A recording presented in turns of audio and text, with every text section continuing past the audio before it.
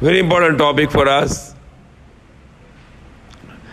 in this month of Muharram, about the sacrifice of the family of the Prophet Muhammad sallallahu alaihi wasallam, which they did for the sake of Allah.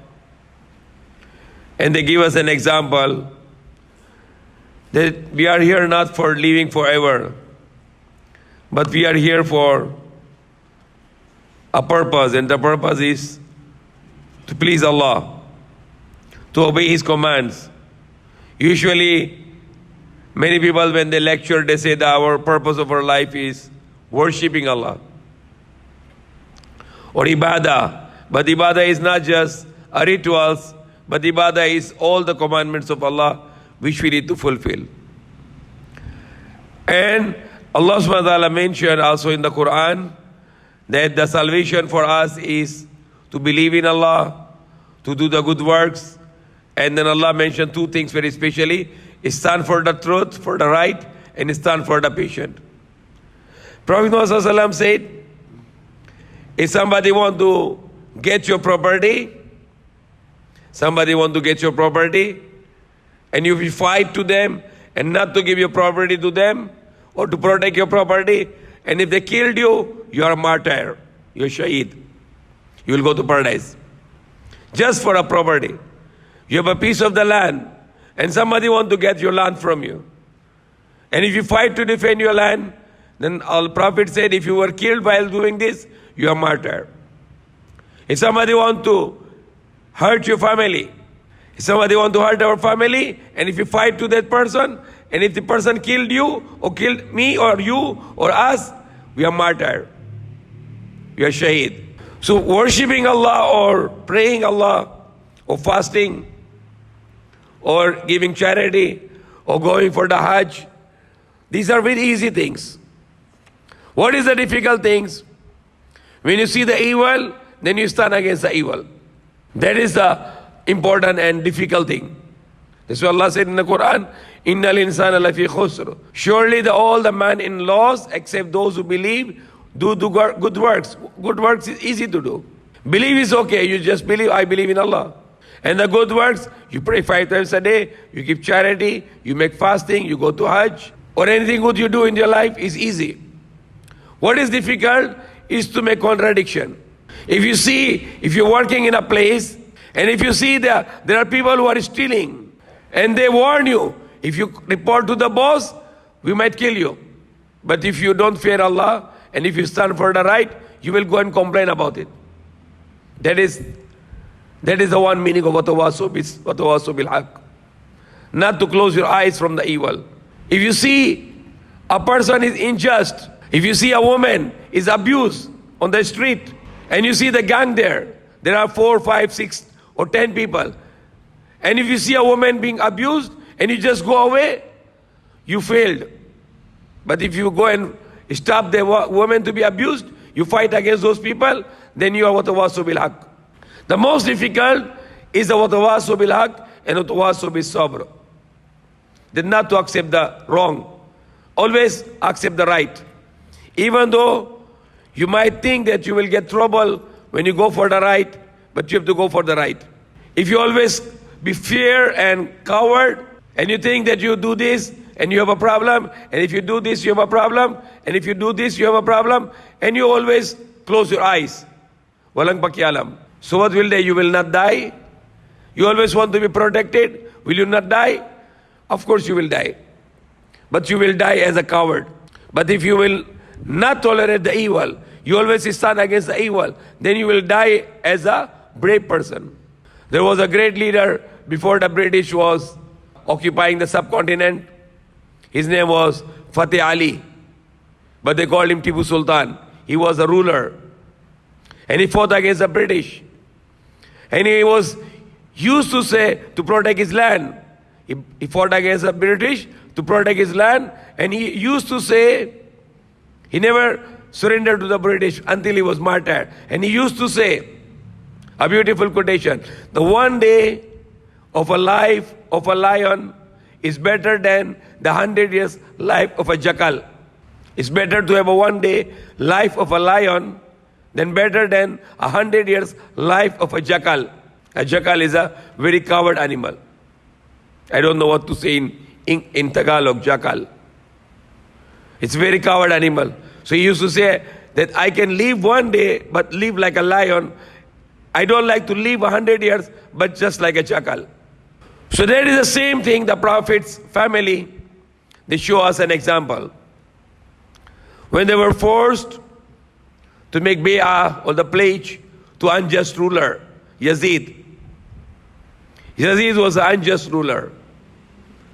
And Yazid, he killed the family of the Prophet Muhammad Sallallahu Alaihi Wasallam. He attacked on Medina and he attacked on Kaaba in Mecca. May Allah punish him and his soldiers and his companions who helped him. It's a long story to cut short.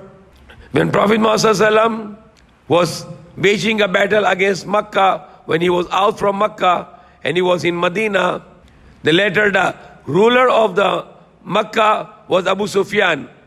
And the Prophet Muhammad was a ruler in Medina.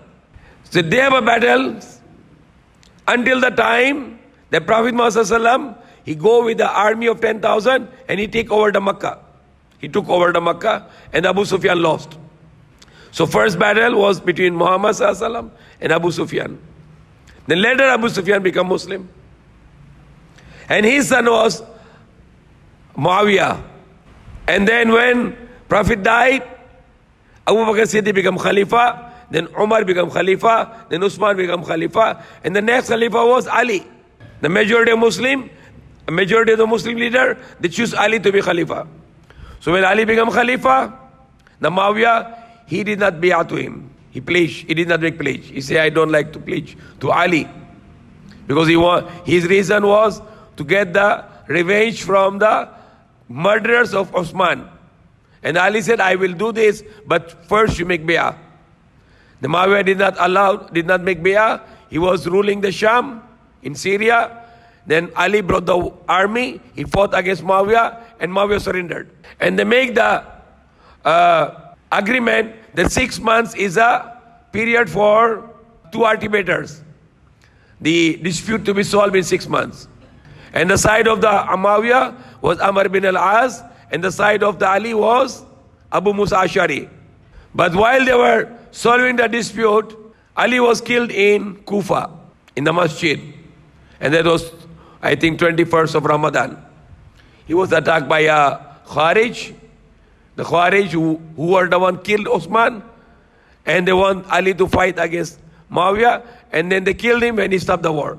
And Ali said, I cannot fight against them because they want to solve the problem with the Quran. They want to make judgment with the Quran. So they attacked him and they killed Ali. He was martyred. And then the majority of Muslim leader, they choose his son Hassan to become Khalifa. So he was the 5th Khalif after Prophet Muhammad. The Hassan, the grandson of the Prophet Muhammad, Hassan radiallahu anhu, he became Khalifa. But after 6 months or a year, he stepped down and he gave Khilafah to Muawiyah. That if it is my right to be Khalifa, I give away to Muawiyah. And if it is right for Muawiyah to be Khalifa, then he got his right. But they have an agreement. The agreement was that Muawiyah will never put his son to be Khalif. The inheritance, which is haram, monarchy, that the father died and the son take over. That's not allowed in Islam. Unless if the son is chosen by the Muslims, then it's allowed. Like in case of Ali, when he died, the Hassan took over, not because of his father, but because the Muslim leader to choose him. So that's only system allowed in Islam. The majority of the Muslim leader, they choose the Khalifa. So Ali, the Hassan, when he took over, they make agreement, treaty. Then Muawiyah will not appoint his son to be his inheritor or successor. There were other agreements. While the Muawiyah was alive, the Hassan was poisoned to killed. Murder also. He was given a poison and he was killed. And then later, before Muawiyah died, he break the treaty and he appointed Yazid as his successor. And that's haram. So Yazid took over and then Hussein did not make bay'ah because it's against the treaty and it's against Islam. Because father cannot appoint his son to be Khalifa. That's not allowed in Islam. So that's against Islam. And beside that, Yazid has bad habits, drunk, he drink and do many haram things, and he is making corruption. And there are lots of things which is against Islam. So Hussein, he backed out. He did not make bay'ah. There are other big Sahaba like Abdullah bin Zubair. He did not make bay'ah also. There are many other big leaders who did not make bay'ah to Yazid because he was not eligible. He was not righteous. He was unjust and he was corrupt. So from Medina, when Hussein thought that he will be attacked by the soldiers of Yazid, so he migrated to Makkah. And then he got the news that he will be attacked in Makkah also. And he got the letters from Kufa, Iraq, that people wanted to bay'ah to him. People wanted to make pledge to him. So he wanted to bring his family, his friends, his relatives on the way to Kufa. And there were more than 200,000 people. They want to make bay'ah to Hussein. But when the Ibn Ziyad, he knew about this, he changed the governor of Kufa. It was Nu'man bin Bashir, and he changed it to Ibn Ziyad. Yazid changed the governor of Kufa to Ibn Ziyad, Ubaidullah bin Ziyad. And he made the attack on those who wanted to make bay'ah, and he started to kill them, and others, they ran away. So the revolution was gone because it was exposed to the Yazid. And he destroyed the revolution inside the Kufa in Iraq. So while the Hussein was coming with his family, and when he arrived in a place called Karbala, which is a combination of two words, Karb and Bala. Bala is a trial and Karb is a pain. Pain and trials. And that place where the Hussein was martyred, that place called is Karbala, Karb and Bala. Bala means is a trial, and Karb means is a pain. The pain and trials. So he was stopped there, and he was not allowed to move forward to Kufa, to Iraq, until he make bay'ah to Yazid. And he refused to make bay'ah. So then he make a lecture to the army. The head of the army, the Hur bin Hur, he became Muslim. He became following to Hussein, and he joined the army of Hussein. Not an army, just 72 people, many children and women included. And then later there was a big army coming, thousands of soldiers with Amr Saad. His father was a very good man. He was the ruler of Persia, Saad bin Abi Waqas. And his son was the ruler of army who is going to attack the family of the Prophet Muhammad sallallahu alaihi wasallam. Just for the greediness that he want to get the Ray. Ray is a place which is called Tehran today, Iran. And he was given Yazid was given him a greediness that if you fight against Hussein, then I will give you the Ray as the governorship. So he fought it, he stopped them, 8th, 9th and 10th of Muharram. No water was given to the family and all the relatives and friends. And they were forced to make battle, the war, 72 against thousands. So one by one, the sons of Hussein and his nephews and his friends and his brother Abbas and all others, they started to go in the battlefield, and one by one they killed many, then finally they were martyred. And the last person went to the battlefield, and his son Ali Asghar, 6 months old, was thrown an arrow. When he asked for the water, he was thrown the arrow in the throat, and he was also martyred. And the one person who was left in the camp was Ali, Zainul Abidin. He did not go to the battlefield because he was very sick, high fever. Then Hussein goes in the battlefield. He fought against the army. He killed so many people. Then finally he was fell down. And then he went in the sajda. He put his head on the sajda, and the shimmer came and he cut his head. And the head was brought to the Yazid as a present, as a victory. So his head was brought into the Yazid, and Yazid was touching on the lips, and one of the companion of the Prophet Muhammad, he angry to him, and he said, you are touching the face of the Hussein, and the Prophet Muhammad sallallahu used to kiss his face, because this was a grandson of Prophet Muhammad sallallahu. So we say curse of Allah upon Yazid. Ameen. And then the female family members of Imam Hussein were captive. They brought to the Yazid. And then finally, he freed them, included the Zainul Abidin. From him, the generation was followed. And then Yazid continued his war against Makkah and Medina. And while his army was conquered the Makkah and throwing the ball, the stones with the fire, he was killed in Sham, in Syria. He was killed either a horse brought him away very far, nobody found his dead body, or some other historical event said he got some sickness, he keep on drinking water, but he cannot fulfill his thirst. So Allah knows best how this evil was killed. And after that, there was a man called Mukhtar. He fought against them and he killed them all. He killed Ibn Ziyad, he killed Shimar, he killed the person who killed Ali Asgar with the arrow.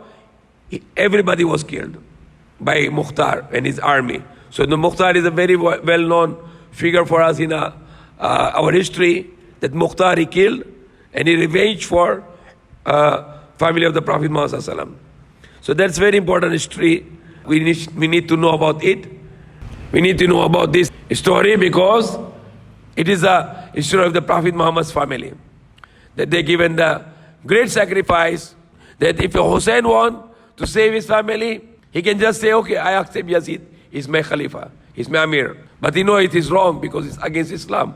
So he did not surrender to the evil. He did not surrender to a tyrant king.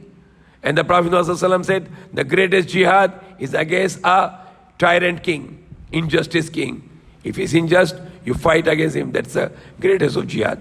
So that's a brief story about what happened during this Ashura, that the family of the Prophet ﷺ were given a sacrifice to protect Islam.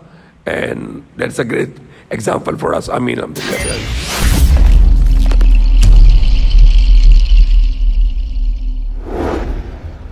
Thank you for watching, and please don't forget to share, like, subscribe, and comment.